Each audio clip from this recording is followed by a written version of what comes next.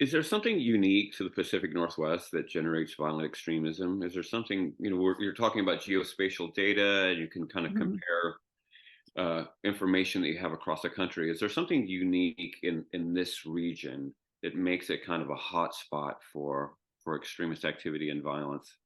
That's a really good question. And you yourself, your specialization is in looking at extremist violence. And one of the things that I have learned from working with you is that in the Pacific Northwest and Oregon, especially, there has been traditionally very much a white nationalist history there.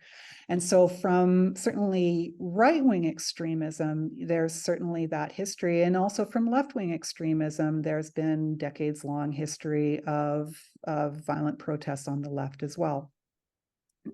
We found that for some other forms of extremist violence, the Pacific Northwest is also a hotspot. So, not so much for just regular violent crime. It actually is about average based on its population share that you would expect in the rest of the US. But for other forms of extreme violence, like, for example, I was recently looking at school shootings, and for some reason, school shootings appear to be concentrated in the Pacific Northwest. So it's unclear for some forms of violence why. Like, there is this history of right and left extremism. So from the partisanship side of things, yes, it would be perhaps expected that the Pacific Northwest would be a focal point for these kinds of problems.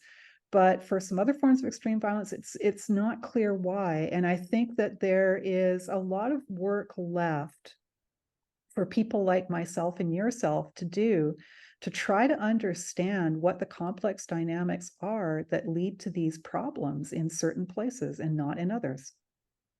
Yeah, I mean, I think the demographics of the Pacific Northwest play a role, the whiteness of it being a major one. There was a movement starting in the 1980s to carve out an Aryan homeland in the Pacific Northwest because they felt they had the numbers in their favor. So I think those types of factors also sort of play a role. And also, when you think about a place like Portland, Portland is a largely middle class city that's got a lot of college educated people who, may skew to the left side of the political spectrum.